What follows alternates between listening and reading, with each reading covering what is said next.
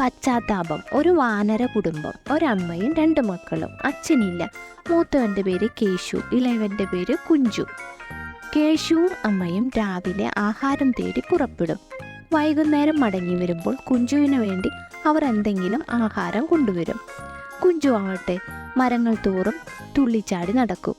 കാണുന്ന ഫലമൂലാദികളെല്ലാം പറിച്ച് ദൂരെ കളഞ്ഞ് അവൻ വിനോദിക്കും. ഒന്നുമില്ലെങ്കിൽ വഴിയെ പോകുന്നവരെ കയ്യിൽ കിട്ടുന്നത് കൊണ്ട് എറിയും. അതിനുവേണ്ടി താഴെ ഇറങ്ങി കല്ലുകൾ ശേഖരിച്ച് വൃക്ഷത്തിൻ്റെ പൊത്തിൽ കൊണ്ടുവയ്ക്കും. ഏറുകൊള്ളുന്നവർ മുകളിലോട്ട് നോക്കുമ്പോൾ പല്ലിളിച്ച് കാണിച്ച് അടുത്ത മരത്തിലേക്ക് ചാടും. കുഞ്ചുവിൻ്റെ ഈ സ്വഭാവം കേശുവിന് ഒട്ടും ഇഷ്ടമായിരുന്നില്ല. തങ്ങളുടെ കൂടെ രാവിലെ ആഹാരം തേടി പുറപ്പെടാൻ പല പ്രാവശ്യം വിളിച്ചെങ്കിലും കളിച്ചു നടക്കാനാണ് കുഞ്ചു ഇഷ്ടപ്പെട്ടത്. കേശു കുഞ്ചുവിനെ ശ്വാസിക്കുമ്പോൾ അമ്മ പറയും, പോട്ടെ കേശു, അവൻ കുഞ്ഞല്ലേ, വലുതാകുമ്പോൾ അവൻ നല്ലതും ചീത്തയും എല്ലാം മനസ്സിലാക്കും, അപ്പോൾ എല്ലാം ശരിയായിക്കൊള്ളും. കുഞ്ഞെന്ന് പറഞ്ഞ് അമ്മ ഇവനെ ചീത്തയാക്കുകയാണ്. ഇവൻ്റെ വികൃതി അപകടത്തിലേ കലാശിക്കൂ.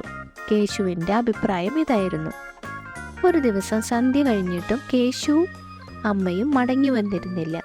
അതുവരെ കളിച്ചു നടന്ന കുഞ്ചുവിന് പേടി തോന്നി. ബോറടിച്ചു തുടങ്ങിയപ്പോൾ അവൻ കല്ലുകൾ എറിഞ്ഞ് കളിക്കാൻ തുടങ്ങി. താഴെ നോക്കിയപ്പോൾ ആരെയും കണ്ടില്ല. ദൂരെ നിന്ന് ഒരു കുറുക്കൻ വേഗത്തിൽ നടന്നു വരുന്നത് കണ്ടു. ഹായ്, ഇന്നത്തെ ഇര ഇവനാണ്. കേശു പെട്ടെന്ന് ഒരു കല്ലെടുത്ത് കുറുക്കനെ ലക്ഷ്യമാക്കി എറിഞ്ഞു. കുറുക്കൻ്റെ മൂക്കിൽ തന്നെ കല്ല് ചെന്നുകൊണ്ടു. വേദന കൊണ്ട് പുളഞ്ഞ കുറുക്കൻ അവിടെ കിടന്ന് നിലവിളിക്കാൻ തുടങ്ങി. കുഞ്ചു ഒരു കല്ലുകൂടി എടുത്തെറിഞ്ഞു. അത് കുറുക്കൻ്റെ നെറ്റിയിൽ ചെന്നുകൊണ്ടു. രസം തോന്നിയ കുഞ്ചു കുറുക്കനെ ലക്ഷ്യമാക്കി വീണ്ടും എറിഞ്ഞു. ബോധം നഷ്ടപ്പെട്ട കുറുക്കൻ രക്തത്തിൽ കുളിച്ച് അവിടെ തന്നെ കിടന്നു. കുഞ്ചുവിന് വളരെ സന്തോഷമായി. കുറേ സമയം കഴിഞ്ഞു. ദൂരെ നിന്ന് അമ്മയും കേശുവും വരുന്നത് കുഞ്ചു കണ്ടു. അവർ കുറുക്കൻ്റെ അടുത്തെത്തിയപ്പോൾ പെട്ടെന്ന് നിന്നു. മോനെ കേശു, ഈ കുറുക്കൻ എന്ത് സംഭവിച്ചെന്ന് നോക്കൂ, അമ്മ പറഞ്ഞു. ആരോ കല്ലെറിഞ്ഞെന്നാ തോന്നുന്നത്, പാവം ബോധമില്ലാതെ കിടക്കുകയാണ്. കേശു സങ്കടത്തോടെ പറഞ്ഞു. നമ്മൾ ഈ കുറുക്കൻ്റെ കയ്യിലല്ലേ കുഞ്ചുവിന് ആഹാരം കൊടുത്തയച്ചത്, അവൻ വിശന്ന് വലഞ്ഞിട്ടുണ്ടാവും, അമ്മ ദുഃഖത്തോടെ പറഞ്ഞു. കുറുക്കൻ്റെ കയ്യിൽ കൊടുത്തയച്ച ആഹാരമെല്ലാം അതാ ചിതറിക്കിടക്കുന്നു. കേശു ചൂണ്ടിക്കാണിച്ചു. ഏത് ദ്രോഹിയാണ് ഈ വേല ചെയ്തത്? അമ്മ കോപം കൊണ്ട് വിറയ്ക്കാൻ തുടങ്ങി. അമ്മ ഇവിടെ നിന്നോളൂ, ഞാൻ പോയി കുറച്ച് വെള്ളം കൊണ്ടുവരാം. കേശു അവിടെ നിന്ന് പോയി. കുഞ്ചു ഇതെല്ലാം മരത്തിലിരുന്ന് നോക്കിക്കാണുകയായിരുന്നു. അവൻ മരത്തിൽ നിന്നിറങ്ങി കുറുക്കൻ്റെ അടുത്ത് വന്നു. കുഞ്ചുവിന് കാര്യങ്ങളെല്ലാം മനസ്സിലായി.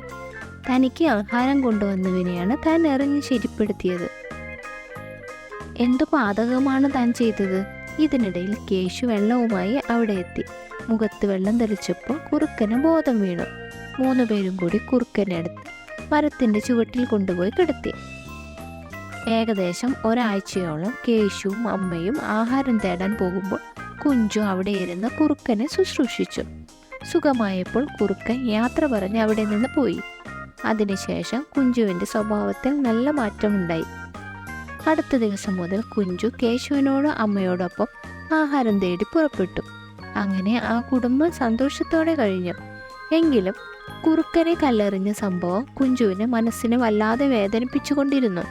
അവസാനം താനാണ് കുറുക്കനെ കല്ലെറിഞ്ഞ് വീഴ്ത്തിയതെന്ന സത്യം അമ്മയോടും ചേട്ടനോടും തുറന്നു പറഞ്ഞ് കുഞ്ചു പശ്ചാത്താപം പ്രകടിപ്പിച്ചു.